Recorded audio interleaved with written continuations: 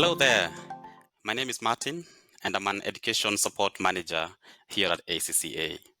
Following the introduction of pre-seen material to the SBL exam in September 2023, the aim of this video is to provide a practical demonstration of how to analyze and make sense of the pre-seen information provided for the SBL exam. After watching this video, you should have a clear understanding of how to use the pre-seen information, as well as the pitfalls to avoid during exam preparation and on the actual exam day. Listen in. My name is Sean Purcell and I work with the ACCA as their expert tutor for ACCA SBL. In this review, I'll talk about the best way to use the pre-seen material when it's released. With reference to guidance provided by ACCA, I'll take you through a suggested approach using the published September 2023 pre-seen material, the exam and the associated examiner's report. So let's first begin by how to analyse the pre-seen material. And provision of pre-seen material allows you to familiarise yourself with the organisation, the nature of the industry described, and any industry specific terminology used prior to your exam. Once you've downloaded the pre-seen, a suggested starting point would be to take time to conduct strategic analysis using models such as PESTEL, such as SWOT, and such as 5 forces analysis, or any other model which you're familiar with. Having done this, it should be easy for you to contextualize any exhibit and extra information that you'll be given in your exam. In September 2023, the pre-seen information was given about a low-cost airline, Courjets. As a low-cost airline, Courjets was following a strategy of what Michael Porter would describe as cost leadership. Although there's no marks for quoting theory in your SBL exam, you may find it useful as a framework and as a catalyst to help you with your analysis. And the competitive advantage gained from following a cost leadership strategy would be that Courjets should always be able to win a price war, as it operates at the lowest cost in its industry, and it would be a popular airline with customers who were price conscious. However, to maintain competitive advantage as a cost leader, they'd have to continually reinvest in the most efficient technology and processes so as to maintain their competitive advantage. This is also likely to prove costly, and in order for it to be successful, it would need to spread the costs over a large number of passengers so that economies of scale can be maintained. The main costs for a business such as Courjets are likely to include the cost of aircraft, the costs of fuel, staff costs, and the costs of taking off and landing at airports. You might want to consider what you could do to make these costs as low as possible and therefore maintain cost leadership. So let's have a look at these costs further. Start by looking at aircraft and think about the costs associated with aircrafts. For example, what would be the pros and cons of buying old aircraft in an attempt to keep costs down versus buying modern, efficient aircraft? If we looked at fuel, this is a commodity product over which we have very little control, but which is also very vulnerable to large swings in prices. And one way we could minimize exposure to such swings in prices could be to hedge our fuel costs. With regards to staff, we may explore opportunities to employ crews from lower wage economies in an attempt to reduce costs. With regards to airport costs, we could also explore opportunities to take off and land flights which would have lower charges. In addition, the low-cost airline industry have led to the abolition of paper tickets, which has provided a large cost saving, as well as the introduction of check-in luggage for a fee. You should also be aware that any threat to airline ticket sales, such as flight restrictions imposed during the pandemic, could be a disaster for a cost leadership strategy, as revenues wouldn't be able to keep up with the high costs. Another drawback of being a cost leader would be that some people may perceive your product to be of low quality as a result of you selling it at a much reduced price, as some people associate low quality with low price, incorrectly I might add. So, just to summarise, what I've done here is not to use information as a signal to go and review the annual reports of all the low-cost airlines out there, like Ryanair, like Southwest Airlines, etc. And instead, I've carefully considered the business model under which the organisation is operating and what could impact on the future success of this strategy. We should also maybe consider potential future strategies. For example, if they were to maybe expand and purchase potentially an airline which offers first class and full service, or what if they purchased another low-cost airline? For whatever option I look at, I'd consider the suitability, the acceptability and the feasibility of an expansion option in line with the business model which the organisation is operating. If we were to investigate other information given in the pre-scene, we see reference to point versus hub and spoke. And if you're not familiar with that terminology used in the pre-scene, it would be worth exploring exactly what is meant by it. Essentially, these terms are used in the airline industry referring to how flights are organised. The pre-scene did provide some information as to what was meant by this terminology, and further investigation would reveal that hub and spoke businesses tend to be practiced by full service airlines, with point-to-point being more popular with low-cost airlines. The pre-scene also indicated the history of Courjets, which began 20 years ago by two entrepreneurial brothers. However, it mentioned they retired 10 years ago, and since then Courjets has been listed on the stock market, with most of its shares owned by large financial institutions. The revelation of that information also indicates that Courjets is likely to have gone through structural and cultural changes. As a result, it makes me think that a company listed on the stock exchange needs to make sure it's got sound corporate governance in place so that there are no issues with regards to agency issues, and I'm going to make sure I'm fully conversant with the best practice in this area.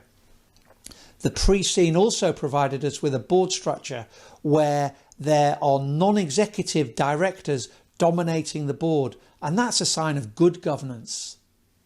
The pre-scene provided information on risk management and key risk issues faced by Courjets, specifically mentioning safety and security of customers and staff, climate change, macroeconomic and geopolitical events, and security of the website and the systems. So again, this is going to alert me to appreciate the typical risks faced by an airline in these areas and the typical actions one could take to mitigate exposure to these risks. There's also no mention about a risk committee, and we should appreciate the benefits that come from having more responsibility. Information with regards to extracts from their website is also provided, and here they talk about the mission statement and the values of Courjets.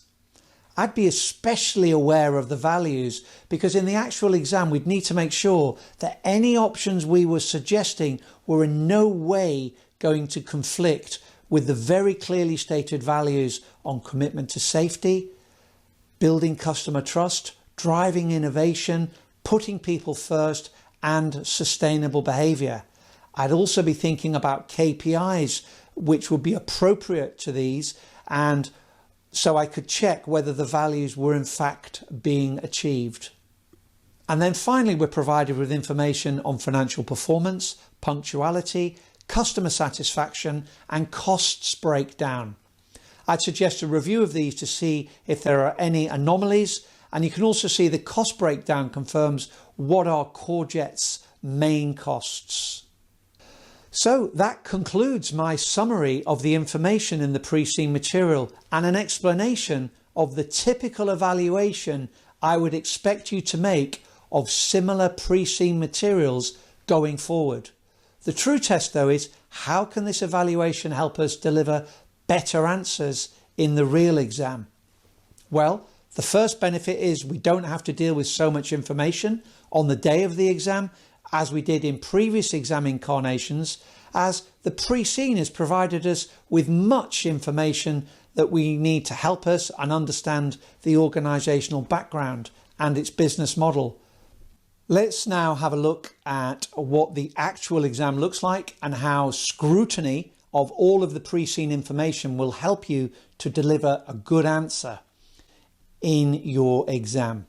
To do this, we're going to look at sample questions which were provided in the examiner's report for the September 2023 exam. So on the day of the exam, students were given 4 exhibits. The first exhibit was an interview with the CEO of Courgettes, highlighting what her priorities were and what issues she had to overcome as a CEO, inheriting a business previously run by entrepreneurial brothers. The second exhibit provided an overview of a proposal making an investment in artificial intelligence to deliver pilot training, giving some brief information on finance and a summation of the features and issues with artificial intelligence.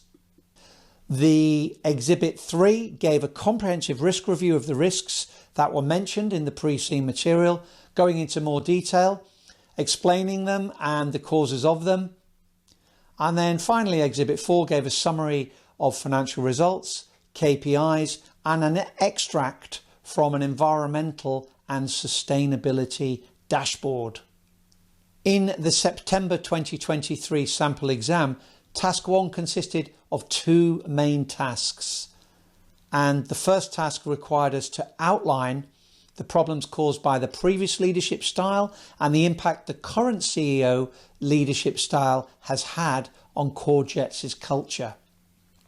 The pre-seen mentioned Courgettes originally was founded by 2 entrepreneurs with their own entrepreneurial management style, but they'd since retired and the company had floated on the stock exchange. This, coupled with the information given in the new exhibit in the exam, would have assisted you in scoring well in this question. The second part of task 1 asked us to prepare presentational slides explaining the role of Courgettes' non-executive directors and the importance of having a diverse board. Again, taking hints and leads from the pre-seen information where it was suggested you needed to make sure that you're fully conversant with board structure and corporate governance when a company is listed on the stock exchange should have prepared you well to answer this latter part of the question. Task 2 was again split into 2 parts. Part A asked us to prepare a report assessing the suitability, feasibility and acceptability of a proposal to invest in artificial intelligence. There wasn't really any reference to this in the pre-seen material other than a mention that Courgettes was an early adopter of the latest technologies.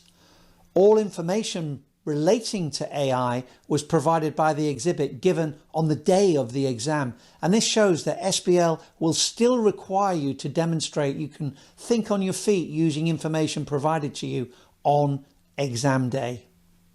The second part of task 2 asked you to draft an email discussing the nature of Courgettes' risks and to assess the consequences each of these risks for Courgettes.